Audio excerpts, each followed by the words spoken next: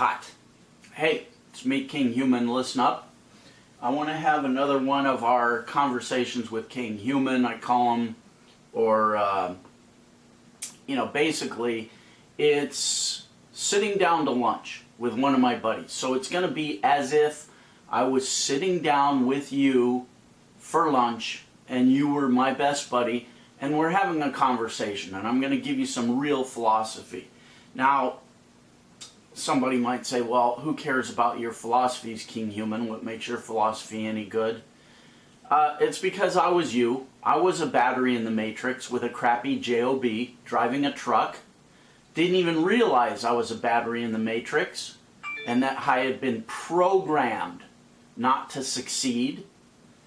And I broke free of that, and now I live a jet-set lifestyle, and I have money to burn, and things are pretty good for me. So I broke free of that matrix, and now that I'm outside of what I call the ignorance bubble or the programming bubble, the things that we've been led to believe, and it's all lies. All the things that you've been programmed to believe. In other words, you've been programmed to believe that the best you can do is go to school and get a shitty education that teaches you nothing more than how to be a cog in the machine, how to get a job and make somebody else rich, like the president of some corporation. That's bullshit. They should have taught us all, as kids, how to be independent and how to make money for ourselves and how to be the boss. They don't teach us how to be the boss. They don't teach us how to be an independent, successful person. They teach us how to be a wage slave. And it pisses me off. Okay, enough of that little mini rant. Now let me get back to our conversations about philosophies again. And the reason I want to get into this is because I got an email from somebody. I don't think he's a Kinghuman Elite member. I think he's just a YouTube guy that saw my videos and he emailed me. So this video is going to be called Fear is the Great Killer. Something like that. I don't know what I'm going to actually title it, but the subject of this video is your fears. Now, your fears are paralyzing you and keeping you from progressing. Everybody has fears. And I'm not talking about, the phobic fears that people have, like fear of spiders or whatever. I'm talking about the everyday fears that we all have that a lot of us don't even recognize that we have.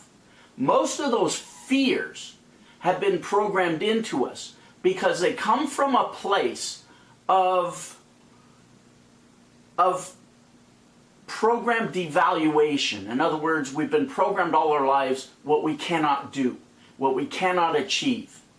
So all of that negative input over all of these years, and that limiting input that limits us to achieve greatness in whatever aspect of your life you want to achieve greatness, that translates into other factors of our life.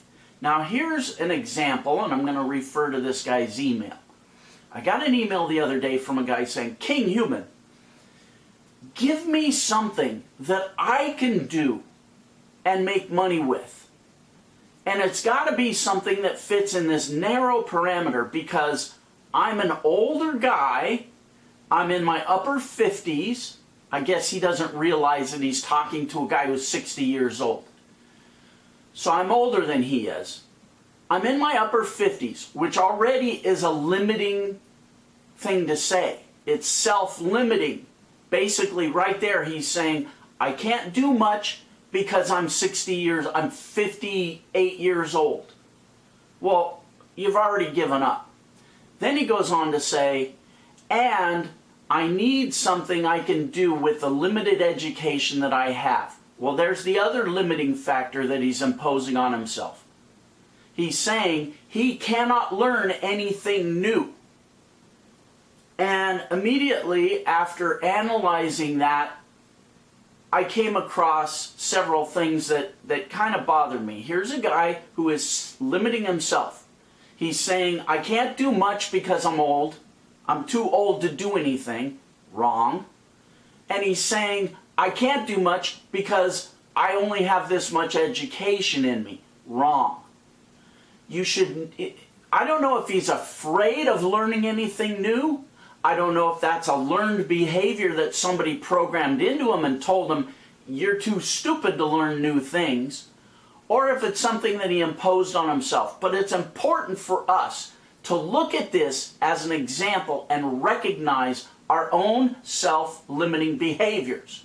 Because I guarantee you, when that guy wrote that, he didn't realize what he was saying. He didn't understand the subtext of what he was saying, which is, I can't do much because I'm limited. Well, why are you limited? And if you get him in a conversation, if I got this guy in a conversation, I could make him realize he's limiting himself. He's not limited because I'm older than he is and I've achieved so much.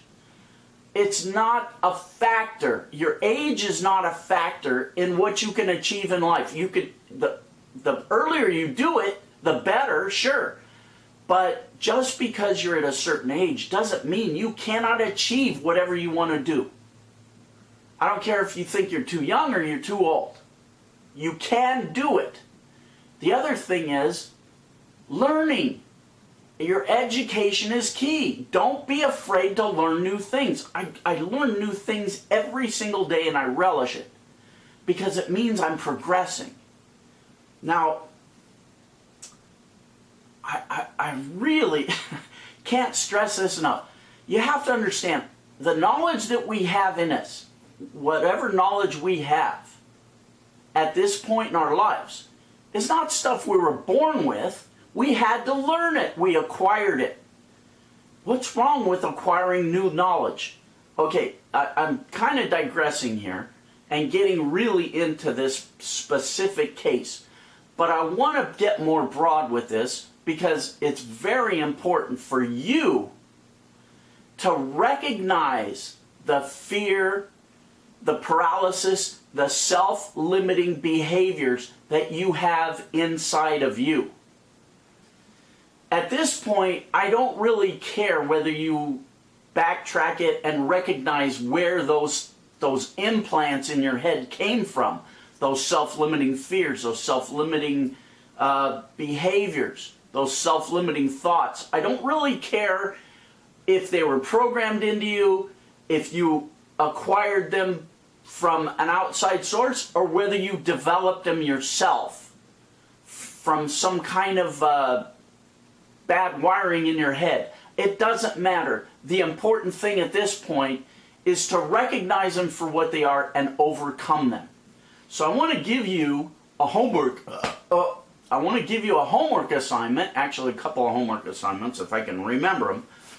The first one is, I want you to pick an irrational fear that you may have that is impeding you from achieving your dreams, and I want you to take a small step towards overcoming that.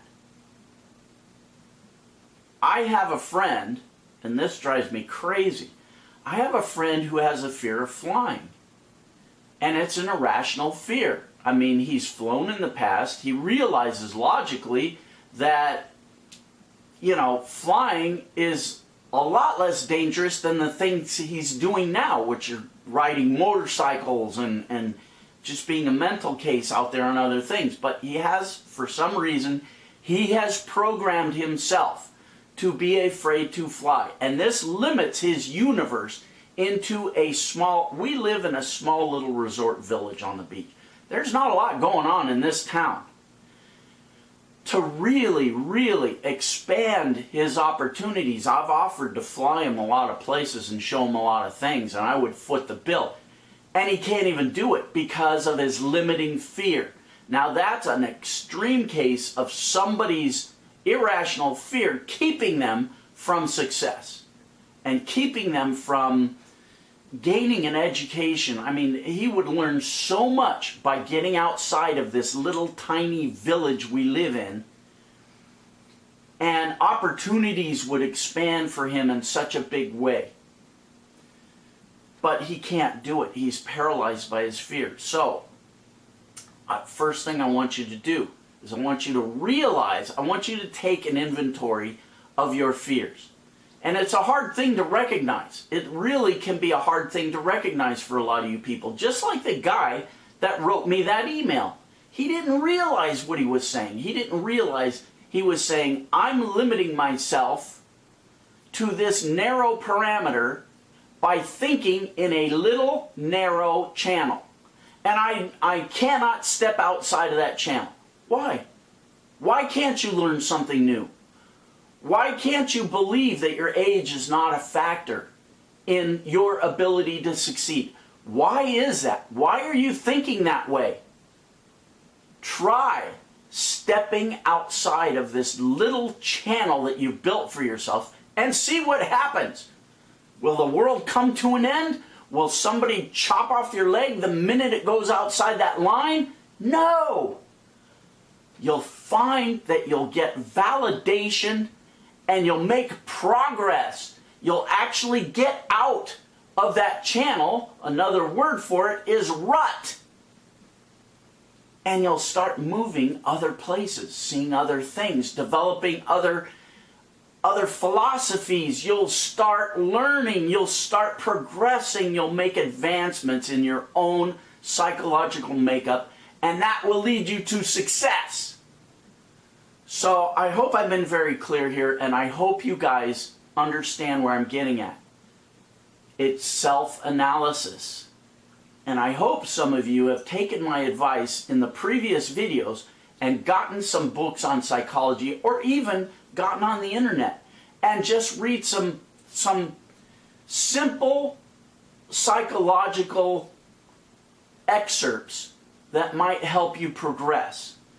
Again, we don't recognize how limited we are until we step outside of this ignorance bubble that they've put around us and isolated us from progressive thinking by programming us with all of this self-limiting fears and doubts and all of this crap that once you get outside and look at it from the outside in, you see it for what it is. But when you're in it, you can't see it. So the first step you have to do is start analyzing your fears, your paralysis, and really try objectively to not only see them, but understand them for what they are. They're chains around your ankles that keep you from going anywhere.